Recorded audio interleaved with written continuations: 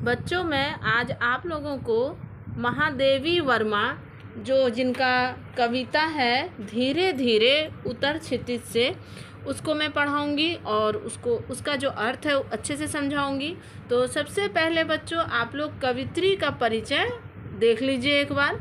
महादेवी वर्मा को आधुनिक युग की मीरा कहा जाता है। वे हिंदी साहित्य की लेखिकाओं में सर्वोच्च स्थान रखती है। उसका जन्म सन 1907 में उत्तर प्रदेश के फारुखाबाद नामक नगर में हुआ था।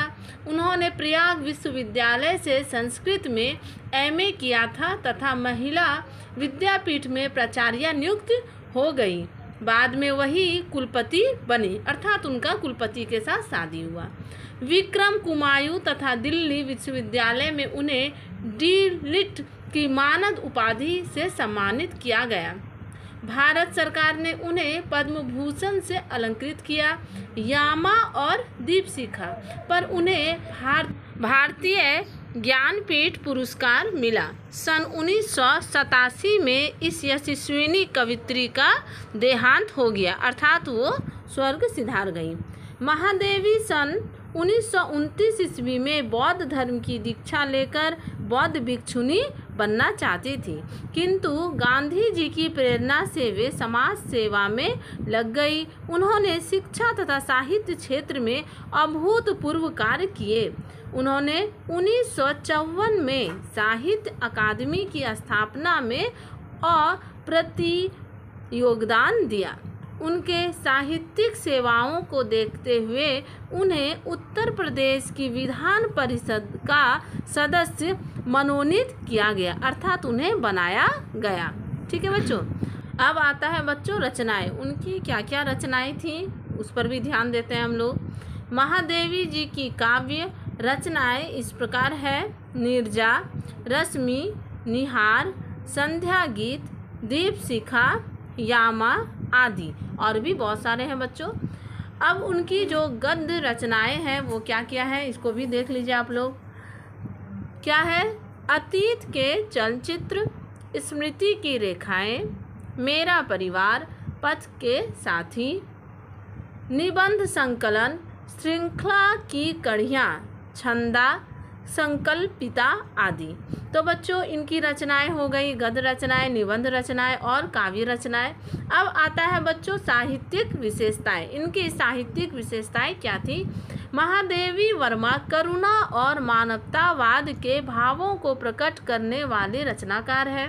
उन्होंने जहां दीनहीन मानवता का मार्मिक चित्रण किया है, वहीं निरीह पशु पक्षियों का भी हृदय स्पर्शी वर्णन किया है। नीलकंठ, मोर, गौरा गाय, सोना हिरनी आदि ऐसी प्रभावी रेखा चित्र है कि ये पशु पात्र भी अपने सजीव व्यक्तित्व से पाठक को मुग्ध कर देते हैं। महादेवी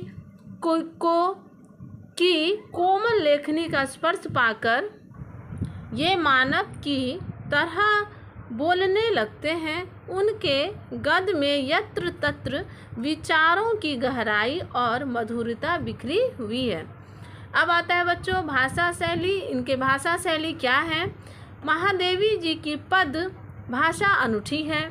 हजारों काव्यों में महादेवी का पद अलग से पहचाना जा सकता है। वे संस्कृत निष्ठ शब्दों का प्रयोग करती है। उनकी वाक्य रचना भी लंबी और घुमावदार है। उसमें जो मधुर, तरलता, अनुभूति, मार्मिकता और सुंदरता है वह अद्भुत है। उनका एक एक शब्द अनुभूति के रस में डूबा जान पड़ता है। तो बच्चों ये हो गया महादेवी वर्मा का परिचय। अब हम लोग उनके कविता के तरफ रुख करेंगे, उनके कविता को अच्छे से समझेंगे। तो बच्चों इस कविता में महादेवी वर्मा जी ने एक वसंत के ऋतु के जो रात्रि होती है वसंत के ऋतु में, उनको नायिका के रूप में ढाला है और उस नायिका का वर्णन करते हुए उन्होंने अपने इस कविता में दिखाया है कि वो जो रात्रि है वो किस प्रकार से किस प्रकार से सज के इस धरती पर वो अपना कदम रखेगी। ठीक है बच्चों, तो क्या है, धीरे धीरे उतर क्षितिज से आ वसंत रजनी, तारकमय वन वेणी बंधन, शीश फूल कर शशि का नूतन, रश्मि वालय सित धन अवगुंठन, मुक्ताहाल अभिराम बिछा दे, चितवन से अपनी पुलकित आ वसंत रजनी। तो बच्चों इसका क्या अर्थ है, इसका क्या व्याख्या है, तो उस पर अब हम लोग चर्चा।